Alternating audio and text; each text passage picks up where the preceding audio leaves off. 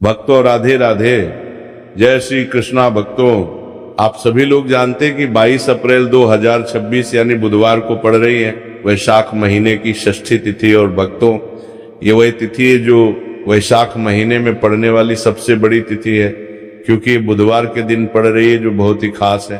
और भक्तों, आप सभी लोग जानते हो, बुधवार षष्ठी तिथि का अगर सबसे बड़ा कोई उपाय है तो वो एक छुटकी काले तिल वाला उपाय है।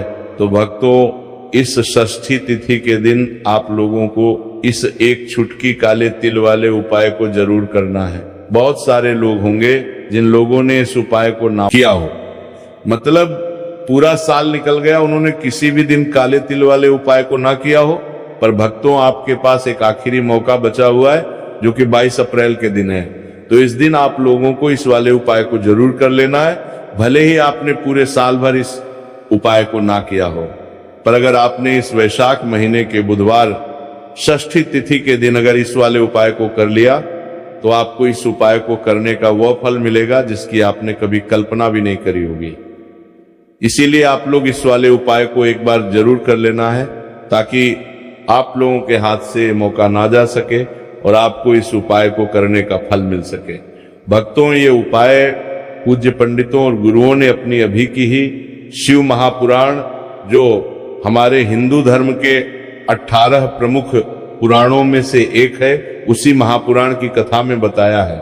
जिस उपाय को आज हम आपको बहुत अच्छे से समझाने वाले हैं, इस वीडियो को देखने के बाद इस उपाय को समझने के लिए आपको कोई और वीडियो को देखने की जरूरत नहीं पड़ेगी। तो चलिए भक्तों, उपाय को शुरू करते हैं। देखिए, ये इस वैशाख महीने बुधवार के दिन पड़ने वाली षष्ठी तिथि, ये इतना खास होता है, इतना महत्वपूर्ण होता है।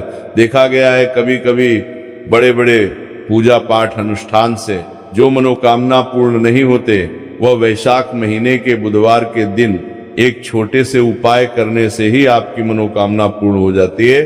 और बहुत सारे लोगों ने इस उपाय को किया भी है और उनको इस उपाय को करने का फल भी जरूर मिला है।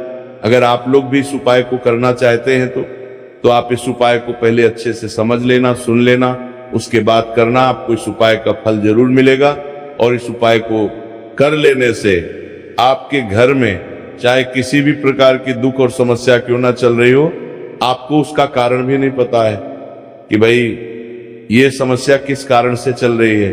उसका कुछ भी कारण हो सकता है, जैसे पितृदोष हो सकता है या किसी भी तरह का मंगल दोष भी हो सकता है।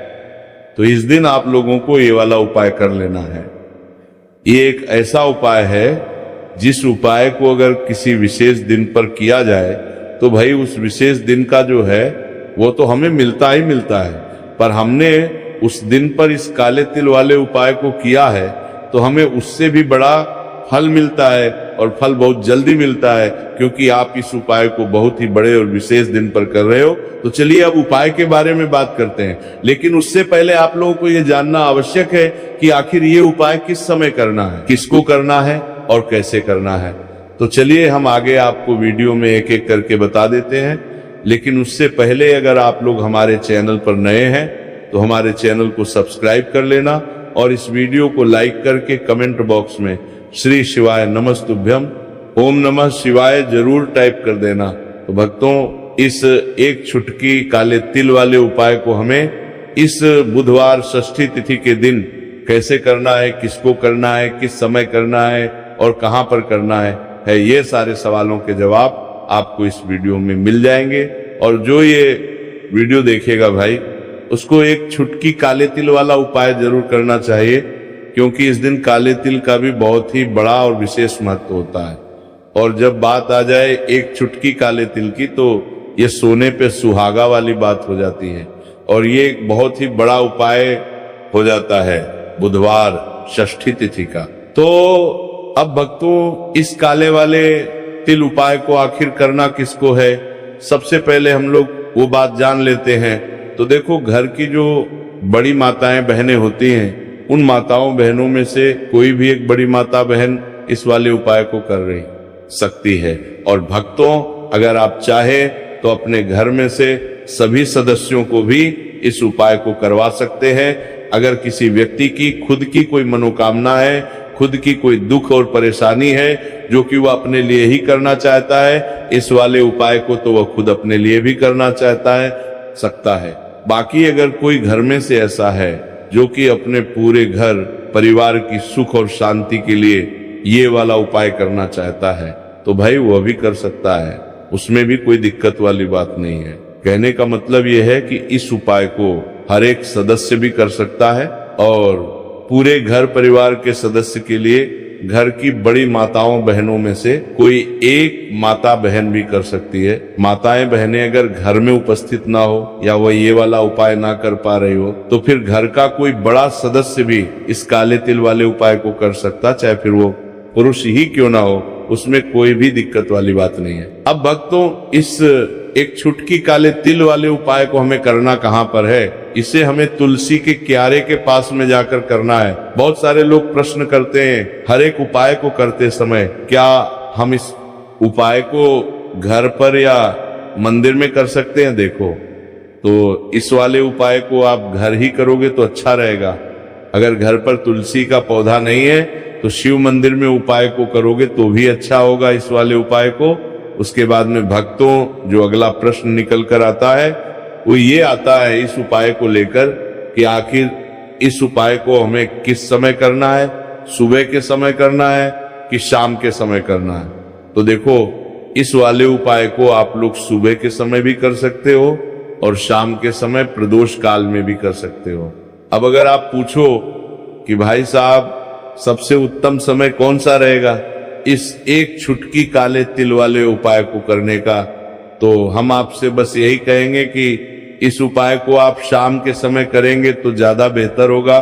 बाकी अगर सुबह के समय भी करेंगे तो भी अच्छा होगा, उसमें कोई भी दिक्कत वाली बात नहीं है। तो अब भक्तों, जो अगली सबसे बड़ी और महत्वपूर्ण बात आती है वो ये आती है कि सुबह अगर हम उपाय को करेंगे तो हमें कितने बजे से लेकर कितने बजे तक के बीच में करना है, और शाम के समय प्रदोष काल में करेंगे तो हमें कितने बजे से लेकर कितने बजे के बीच में करना है। तो देखो, सुबह जितनी जल्दी हो सके आप उपाय को करने की कोशिश करना।